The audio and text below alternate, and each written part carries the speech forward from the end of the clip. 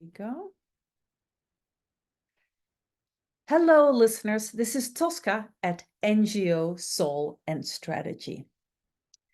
As you know, for part of my practice, I offer leadership coaching services, although I'm not an International Coaching Federation or ICF certified coach. But I have been trained, particularly at the Maxwell School at Syracuse University, in evidence-based, research-based adult learning and leadership development frameworks. As part of my continuing education, earlier this year, I participated in a conference for coaches and I saw Nankhonde Kasonde van Broek present, and I was very impressed and intrigued. I was intrigued because Nankhonde's framework for what I'll just now, in a shorthand way, characterize as a culturally appropriate form of leadership coaching for the African continent, for leaders on the African continent, really was intriguing to me. And that is why I saw this opportunity to speak with Nankhonde on the show. I do want to tell you listeners up front that when we were preparing just now, Nankhonde and I discovered there's a little bit of a lag in the connectivity. Zambia, where Nankhonde is based, we'll talk about it in a moment, is going through an energy crisis. There's limited energy supply. So if from time to time there's a bit of a lag or a moment where there's a little stop, then that is because of that. So with that, welcome, Nankhonde. Thank you, Tosca. It's a pleasure to join you on the podcast today.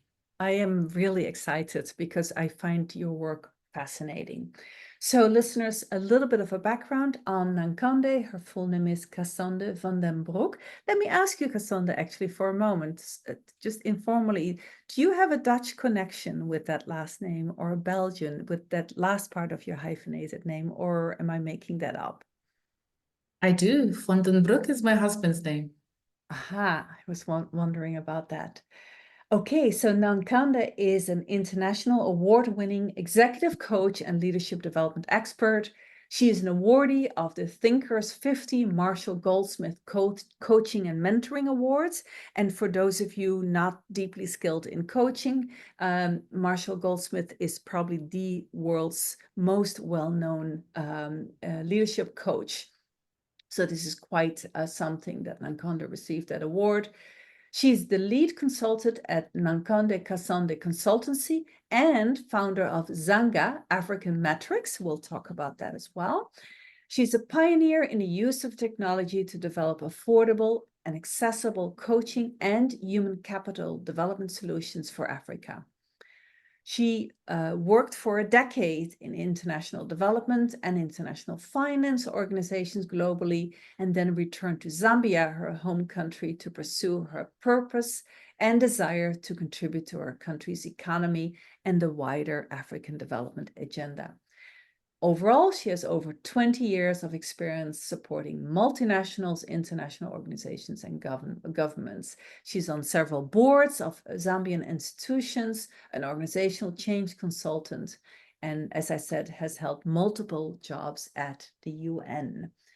So, quite the resume, Nankhonde. So, for our listeners, let's start let me start by asking you, who are you? What shaped you in getting to this work on leadership development, coaching, and also metrics that support HR, talent management, and leadership development?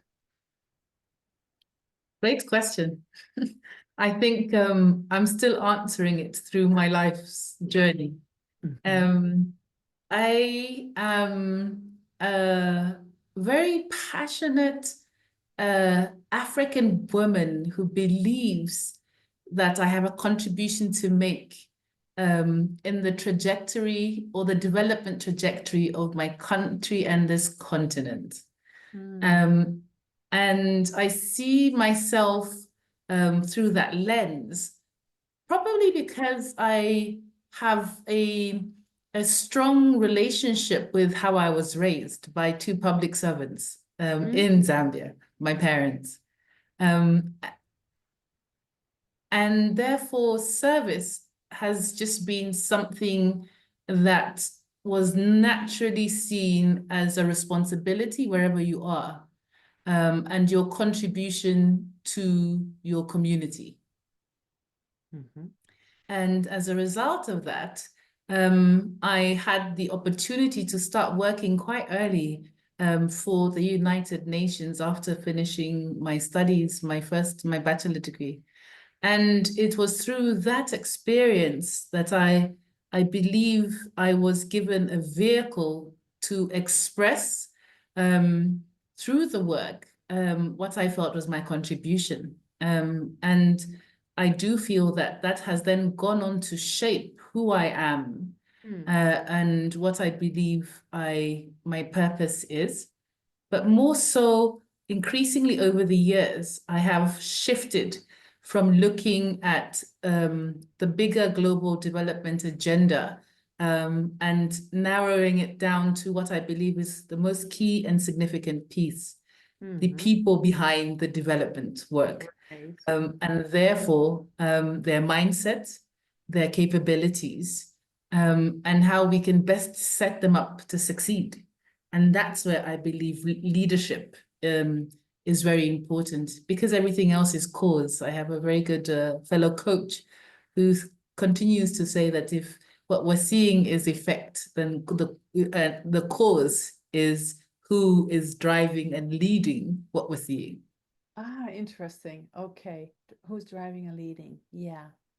So with that overall profile, how did you come to the field of coaching? Were you early on in your work at the UN? Were you a coach coming into the UN? Did you develop your coaching skills? Where did that start? How did you come to that field initially? Interesting. My UN career had nothing to do with coaching. No? No, it was more program management and grant management, Okay. research at different levels, at global, regional, and country level. Across the decades, I worked in different agencies, and it was both development and humanitarian work. The coaching actually came from a life transition. When I met my husband following my role in the office of the UN resident coordinator in Malawi at the time, I met my husband and we started a family. And I think my family values and my own professional ambition met an intersection that created a conflict of my own values and belief system. And having been raised in a family where we are 5 girls, my father was the only male around us, and so he was with 6 women, and so we were very much raised to be independent, to go for what we are passionate about, work hard. Yeah. And so I was on a trajectory career-wise within the UN system that I believed was great. And then, as an African woman, I found that when I settled down to get married, my values and beliefs were in conflict. And so, following our first child, I started to move according to where my husband's postings were.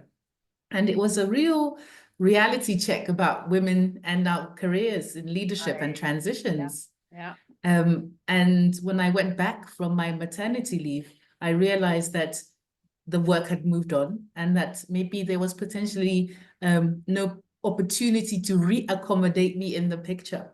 And so I followed my husband's career, and I actually went through coaching for my own transition to realize that my identity, that was actually where the dilemma was sitting, was not in my roles and titles and what I did. And that's where I found almost, if I can call it, rediscovered myself across the competencies that were transferable and the capabilities to anything I wanted to do. And it may sound ironic, but it took me through a transition journey to realize that I had spent a decade working in an area I loved and was passionate about, and that became my identity. And so when that was moved, I didn't recognize who was left. Coaching helped me reconstruct my identity back to its very origin, actually, of who I feel I am. And I look back and I have no regrets. I would never change anything. Super interesting. I hope offline, Nankhonde, you and I at one point in the future can compare notes. There's one thing that you and I share is I am married to a retired US diplomat. I remember, and so for the last 8 years or so of his career, I was in a similar position to you where I sometimes followed, quote unquote, where he needed to go. And I remember my girlfriends before I married kind of being astounded that I would even consider that, the kind of following another as a man, and what that would do to my identity, my career at that time. So I feel some commonality there. Let me move now to the field of what you have developed a new coaching framework, which is what you presented at WBAC, new for people like myself, at least I should say that. How did you come to conclude that the Western or Global North founded approaches to coaching were not sufficiently helpful for African clients or sufficiently tailored to their needs? In what ways were those coaching approaches, which often originated in America or other parts of the Global North or West, that they were not culturally appropriate? So I think once I went through the experience of my transition and into coaching, I felt I found an area that I wanted to pursue. So I went on to complete coaching certification and started my practice initially with women in transition. And when we moved back to Zambia, my background being management academically, organizational coaching became a natural opportunity to support on the ground. And the first reason that was the niche I then stepped into was because what I had experienced in New York and the opportunity that I took on to transition is the relationship with a third party, engaging a third party to unpack, review, and actually support direction or choices, increase awareness, and make choices in your life. When we look at high context cultures, and I refer to them as cultures where there are strong traditional values and belief systems, inbuilt into the fabric of these cultures are support systems and mechanisms where you go to when you're having challenges. And so by coming home, I realized that the type of coaching I had experienced in when we were outside Zambia was not quite the same on the ground, because the places you go to, first, primary and secondary, are actually designed by the culture. And so opening up to a stranger and enabling conversations that are quite personal is definitely an area that has been accepted and continues to grow, but fundamentally from the traditional fabric is not the first go-to place. No. So when I realized this, I was then able to appreciate that organizations, especially international organizations, were bringing in coaches to support their leaders, managers, whether they were middle managers, senior managers, and executives on their leadership journey.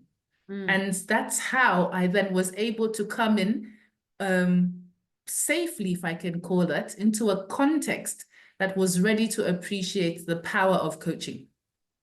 And when I speak to the context again, I believe the principles of coaching are universal and transferable wherever you are. Okay. This, if I can generalize, understanding and appreciation of the power of coaching to support awareness and choice to make decisions, whether personal and professional, that impact and invitation is very much intact wherever you are, whether you're in the northern hemisphere or the southern hemisphere. Now, the conversations to get to that awareness and choices, the how, is where I found I deviated. Because I then recognized that some of the conversations that unpack the opportunity would touch on participants who were not physically in the coaching session, but were actively influencing the outcomes at every stage. And this is where I started to hear and see the culture coming through. And when we would be looking at the contracting stage of coaching and coming through to the unpacking and understanding where the source of the challenge is coming from, the interpretation would not necessarily have the culture in the room, but the words would take me towards the listening skills of understanding what is being said, what is not being said, and what is the body language telling me. And what do I understand about this environment and culture that I'm appreciating how to adapt the tools that I trained with in the West to create psychological safety and to carry the process to a point where awareness is created, the options are being explored in a way that they can be actually implemented, and we can set goals that make sense. That is how I started to appreciate my role in being a catalyst and a bridge from the tools into the culture. Bridge from the tools into the culture. And just, I feel we need to unpack a lot for our listeners to fully be able to take in what you're saying. But just a quick check. So when you use the word culture, Nankhonde, you're in this context, you're talking about national cultures, correct? Yes. Okay. Let's go first. Yeah, let's first for our audience, if you could please explain what you mean by the term high context cultures. I'm imagining, but some of our listeners will not be familiar with this concept yet, that you're referring to a concept that I first heard, and maybe that was not the originator by the work by Erin Meyer. I think she's an American professor, but based in France at a French institution. She talked first about high context and low context cultures. Would you mind explaining for our audience who's not a coach or leadership development expert what those two things are and how you see them visibly? Thank you. So when I talk about culture, thank you, I'm referring to national culture and its influence on organizational culture and decision-making. Got it. And when I speak more specifically to high context and low context cultures, I'm referring to the differences in how relationship is engaged, managed, supported, and also when in challenge, it is resolved. And so this is primarily done through how relationship is established and how communication is understood. And in high context cultures, you will find that the communication style tends to be more indirect and done through cues, and everything around not just the words being communicated, but the body language and what's happening is taken into interpreting the message. Whereas in low context cultures, it is more direct, to the point, clear, and therefore the interpretation of the message doesn't require a third party. And that's why you'll see, and I love Ubuntu culture because this sense of relationship and how we communicate comes from the values and belief system of connection and relationship in communities. And so it's a question, sorry, go ahead. No, I was just going to say communalism is one of the ways which some of our previous podcast guests have characterized Ubuntu. Yes. And so some of those attributes and qualities that are important to Ubuntu do not stop when people enter the organizational entry point or door. And so the work I've been looking at is how do some of these key cultural ingredients, and I refer to them as cultural dimensions, show up in the workplace? And what is their impact when we look at the relationship, in how relationship is established, relationship is managed, and also conflict in relationship is resolved? How does that affect sense-making and decision-making for leaders? And the work I've been doing, I love to think about it as a contribution to thought leadership. It's an African perspective to add on to those who have already looked into differences in communication in organizations and its impact on business and outcomes. So in development world, it would be then outcomes. And so the work I'm doing is not new. I believe it builds on the work of Erin Meyer. It builds on the work of Gert Hofstede, who did quite a lot of work with IBM and their foreign market entries. Edwards T. Hall many years ago also introduced the impact of different communication styles on decision making. And so, and Philip Brzezinski has also got a cultural model. I know. And so I believe what I'm contributing is a perspective from an African lens. When I started to look into this, I realized that a lot of the work out there has been written about this perspective, and I'm coming from that perspective to contribute to that. Well said. You're coming from. Yeah. So, and listeners, we'll put a short definition of this concept of high context and low context national cultures and the differences in the show notes as well. And by the way, Nankhonde, I have to chuckle for a moment because, as you know, I'm Dutch and you're married to a Dutch person, and talking about a low context culture. So we are infamous for that in some Yes, sometimes. Very direct. Very direct and pretty literal and explicit. Yes. Let's unpack your framework. And for our listeners, I'm just going to mention briefly and give a short definition for each of the dimensions, as Nankhonde already started calling them. And then, Nankhonde, I'm going to ask you to one by one elaborate on each. And I may have here and there a probe. So the dimensions that in your framework are: one, belief, and I'm taking this from your slides, so I hope I got this right. Belief, and no, let me first go through all of them, actually, just the labels, and then unpack them briefly, and then I'm asking you to in a fulsome way unpack them. So belief, pride, community, loyalty, and respect. That's what I took away from your presentation. And belief you defined as belief and acceptance in circumstances outside of one's immediate control. Pride as the importance of sustaining a sense of pride in all elements of life. Community as in the value placed in one's community. Loyalty as in the significance of demonstrating loyalty to others. And then respect, the ability to accurately gauge status and the ability to proffer respect whenever this is expected.